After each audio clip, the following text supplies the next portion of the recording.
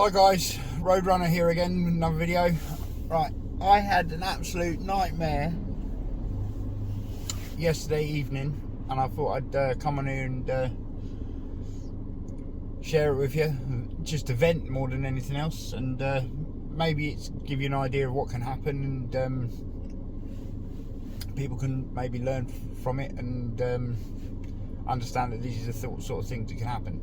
So anyway, let me start the story, right? So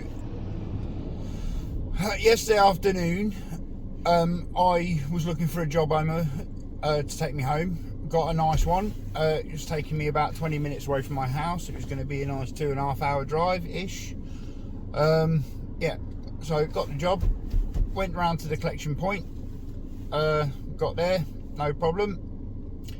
It was a manufacturer's. They manufactured machines and machine parts and things like that. So I go to the dispatch cargo door, find the the man ready to dispatch this load, and he told him what I was there for, what I was working for, and he booked me and all that usual stuff.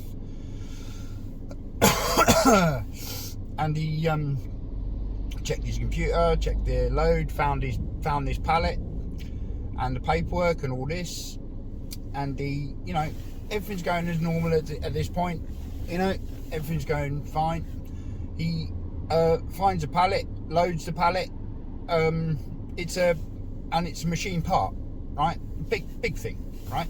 It's on a pallet, metal straps and everything like that. So he loads it in the back of my van, gives me the sender's paperwork and all this and that and the other. So brilliant, I'm loaded and I'm away. Right, 2.5 hours later, I get to the delivery point. I'm about 20 minutes away from my house at this point. I'm loving life, so brilliant. I'm just looking to get unloaded. I go into, it's like a factory that obviously has industrial machinery on site and things like that. So I go and find the receptionist, and I tell them who I am, what I've got, where I'm coming from. She gets on the phone and tells whoever I am that I'm here and all this and the other. Lovely, everything's going as planned and as usual. Nothing that hasn't happened 100 times before. So anyway, she tells me where to go, round to the where this guy wants me, and I get there, and this little man comes out of his office, and I say, yeah, and he's all happy to see me because he said that apparently he's been waiting for this part for a long time or whatever. Okay, brilliant. So at this point, everything's going fine, right? Pretty standard, right? Go round to the back of my van, open the doors. Little man takes one look at the part, like this, like, that's the wrong part, I don't want it. Take it back. Right. So I'm like, okay, buddy, I'm just the courier driver. They've given me this paperwork. There's the paperwork that they gave me, all this and the other.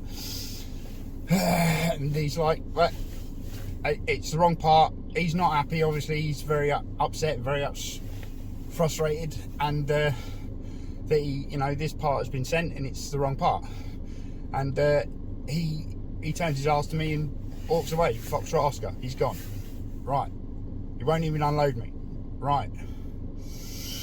Right, so there's the beginning of my nightmare. Right, so obviously I call the shipper and tell the shipper the full story. I talk to this lady at the shipper's office or whatever, and I tell her the full story. I tell her that this part has come, it's the wrong part, the guy doesn't want it, he won't even unload me. What do we need to do?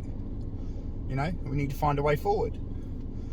Okay, so she starts umming and ahhing and things like that, and sort of she asked me, did you get the right part, and or did you get the right pallet, and did you check the implication was there that I took the wrong part from the collection point. Now, I don't know about you guys, but I'm not in the habit of, at collection points, just jumping on forklift trucks and loading random pallets into the back of my van. Alright, I don't know. If any of you guys have ever done that, you let me know. Alright, but I've never done that. Alright, so, you know, somebody loaded me at this place. Alright, somebody checked what was going to be sent and put it on the back of my van. Right, so when I made that sort of clear to her, the sort of implications started to die away. Alright. Right, and so then we checked the paperwork, we checked the invoice, checked the delivery address on the paperwork I was given, checked the serial number of the itemised list on the collection note, and there was a serial number on the part. I checked that part. It was the part that was on the that was in the thing. Right, okay, so now she's got all the information she wants and needs. Right, so she says she'll call me back. Right, she's gonna have to make some phone calls, obviously. Right, so she makes some phone calls. Right. She makes some phone calls. Right, but she calls me back 15 minutes later, 15 maybe 20 minutes later. Right, the receiver, the little man who told me he didn't want the part, he's obviously been on the phone to the sender, giving telling him how he's feeling. Right, obviously not happy. Shipper, the sender has been in communication with the shipper and all this and the other.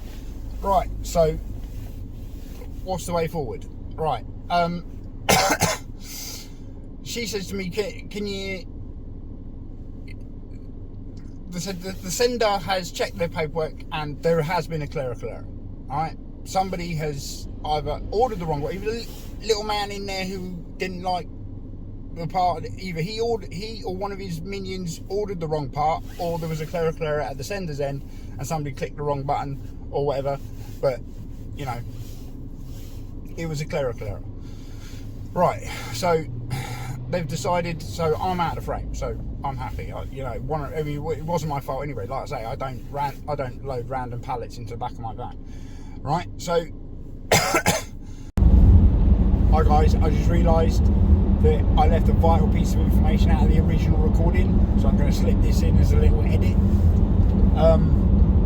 It's vital information because it would seem a bit confusing otherwise. The reason why the shipper couldn't simply use another courier to bring the correct part and have me bring the wrong part back at my leisure is, and I did ask why they couldn't do that, is because the sender did not want to send the correct part until they had the original one back. Sorry, it'd be a bit confusing if I didn't say that, and I don't know why I didn't put it in the original recording, but now you know. There you go. Alright, on with the tale. Right, so she says, can you take it back? No, I can't. Well, not tonight, I said to her, and not for free. You know, very politely, I didn't say it quite that blunt and unprofessionally, but in very polite and professional way, I told her no, for those reasons. You know, I'm 20 minutes away from my house. This was supposed to be my last job today, you know, and if I was taking it back, I wouldn't be taking it back for free. I'd want, you know, whatever. Okay, so right, so then she says, right, would you be able to take it back in the morning? I said, yeah, I could take it back in the morning for you, but it'll be, you know, it'll be the same sort of money. You know, the extra miles could come from my house, but I'm easy like that. That's fine, no problem. Take it back in the morning. Right? Can you get there for 6 a.m? So, like I say, it's 2.5 hours, so 3 from my house. So to get to there for 6 a.m, I'd need to leave my house at 3 a.m. No, I can't get there for 6 a.m. No, I can't. No, sorry. No, I can't. Right, okay. So when do you think the earliest you could get there for? Right, so I say 3 hours. You know, I'm quite happy to start. I'm quite happy to start at 6. So I said 9. I could get there for 9. Right, okay. Right, so I'll call. So she says, right, I'll talk to the sender, and we'll see if they're happy with that. All right, okay. So she calls me. So I'm left waiting again. All right. This is a longer wait. This is about 20-25 minute wait, maybe half hour. Right? She calls me back. No, they want to get there for 6 because they want to take the other part and have the right part here as early as possible. Okay, right. So what do we do now? Right. I can take it. I can get there for 6, but I'm going to want more money. All right. You know, I gave her a figure. I'm not going to shit that, but yeah, I gave her a figure. It was reasonable. I wasn't trying to be extortionate or anything like that, but you know, if I was going to be getting up there early and doing a round trip, because that's what she wanted me to do, go down, take this part back, collect the right part, and bring it back. All right. So that's fine. All right. So we discussed that, and we done that. All right. So that's what I've done. That's where the situation landed, and that's where I am now. Yeah. So I've just dropped the correct part into matey boy in there. Right. So yeah. Oh, absolute nightmare of a situation to be in. All right. To be fair, the receiving guy, I can understand he was upset, but that he got the wrong part through no fault of his own, and certainly not for any fault of mine. But he was, you know, he was an absolute tool. If I'm being totally not utterly honest with you. But you know, that's his business. I mean, I'm not judging, but I don't know. Yeah, so that was my nightmare, and what did I learn from it? Nothing, if I'm on it. I learned that receivers can be absolute tools. I sort of knew that anyway. But anyway, there's my situation. That's what happened to me. I don't know if you've had any similar experiences or something, similar nightmares or anything like that. Then drop them in the comments below. If you're coming into the industry and you're, you know, thinking about becoming a courier, this is the sort of thing that can crop up, you know. So yeah, so that's it. Just thought I'd share that with you. All right, peace.